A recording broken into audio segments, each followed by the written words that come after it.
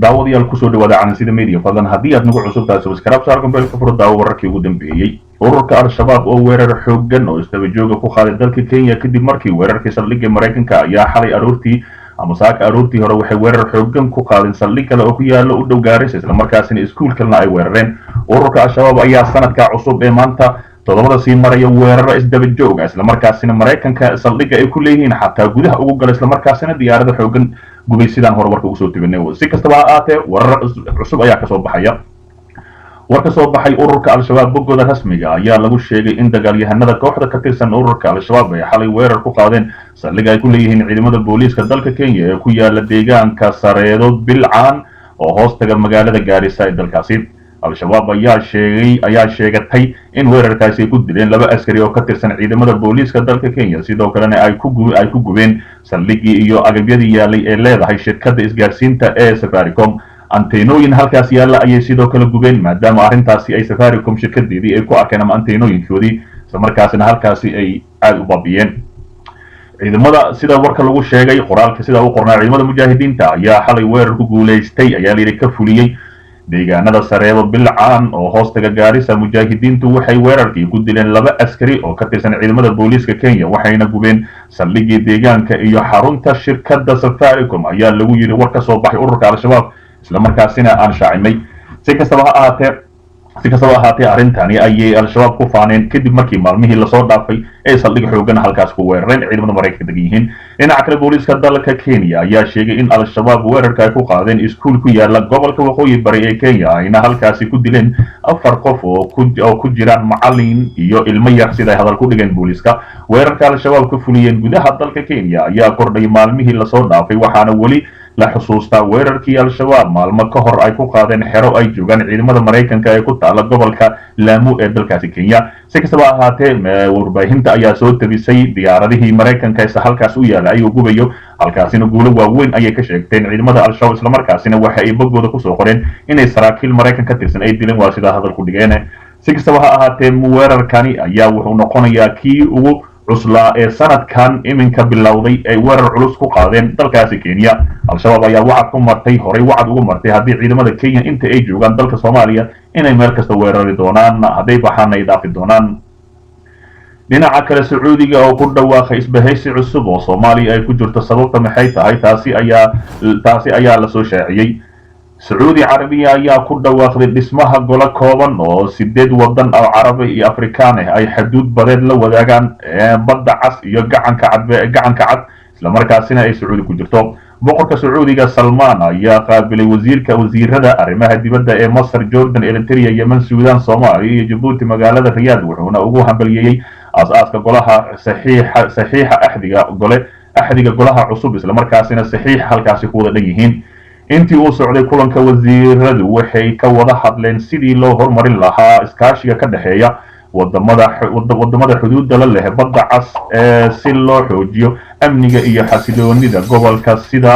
sida ay sheegtay wakaalada wararka ee Sacuudiga wasiirka arrimaha dibadda Saudi Arabia Amir Faisal bin Farhan ayaa sheegay inay danaynayaan in xaaladda gobolka ay noqoto mid degan oo aysan sii kicin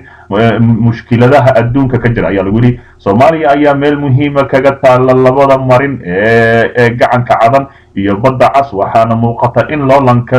loolanka juqraafiga siyaasadda ee ka jira gobolka inuu ka dhigi karo meel aad muhiim u noqon karta dalalka Carabeed marka laga reebo istiraatiijiyadda halka Soomaaliya ay ku taalo si kastaba ha ahaatee boqorka ayaa soo dhaweeyay in heshiiskan ay wada galaan dawladahaas isla markaasina si weyn u soo dhaweeyay halkaan naga daawanaysa waa calansida media warar kale oo xiiso badan ayaa noo soo socday khilaafyo xooggan dawladii ayaa soo socda daawada nala joog senator Muuse Suudiye oo dawladda federaalka Soomaaliya ku tilmaamay burcad shidaal isla markaasina burcad badeed wuxuu yiri burcad petroolka isla markaasina doonaya inay boobsiyaan isla markaasina ay iibsadaan ee shirkado kale ka iibsiyaan sidoo kale ra'iisul wasaare Khayre ayaa waxa leeyahay waxa uu doonayaa inuu si degdeg u iibsado isla markaasina lacag fara badan ay ka dhahan kadib markii maanta ay ansixiyeen senatarada aqalka sare ee sharcigii bedroolka dalka. Si kastaba ha ahaatee Muuse Suudi ayaa afka furtay. Senator Muuse Suudi Yalaxow oo shalay ka hadlay ama ka jeediyay kalfadhigii golaha aqalka sare ee lagu ansixinayay sharciga bedroolka dalka ayaa soo jeediyay in saxiixinta sharcigani lala sugo dowlad xoog leh maadaama damaanad qaadi karto weli, taas oo ula jeedo in dowladda iminka hadda jirta aysan damaanad qaadi karin, ula jeedo inaysan xoog lahayn, ay tahay waa dowlad wada burcad ah.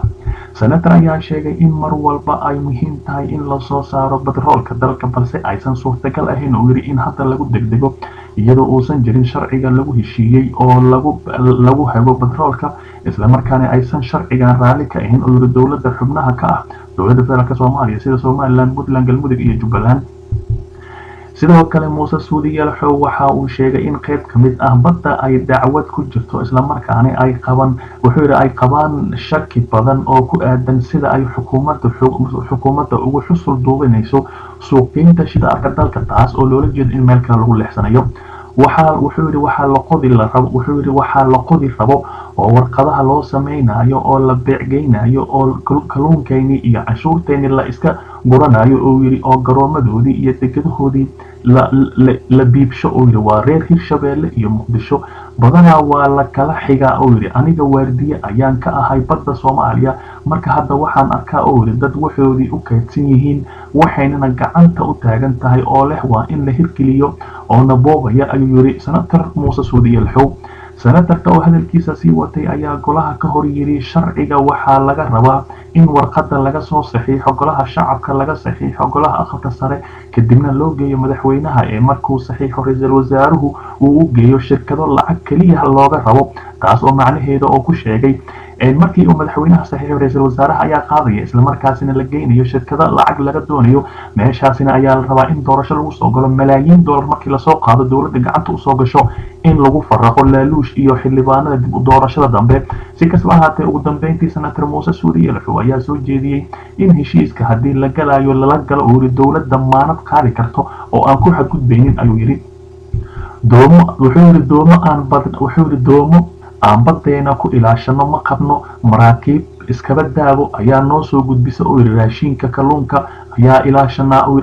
raashinka kalluunka ayaa ilaasho weynay burcad badeed ayaa isla dhici weynay oo iska dhici weynay oo yiri marka burcad badroolka iskama ilaalin karna ayuu hadalkiisa ku sii gabagabeeyay senator Muuse Suudi Yalaxow. aqalka sare ee baarlamaanka Soomaaliya ayaa shalay ansixiyay sharciga badroolka dalka oo muhiim u ah Soomaaliya si ay u soo saarto kheyraadka shidaalka ee la rumaysan yahay inuu dalka ku jiro. sharcigan ayaa waxaa sidoo kale ka hor saxiixay golaha shacabka 20 May 2019 wuxuuna hadda u baahan yahay kaliya saxiixa madaxweyne Farmaajo si uu u dhaqan galo. wasiir ku-xigeenka badroolka iyo macdanta Soomaaliya Maxamuud Cabdulqaadir Hilaal ayaa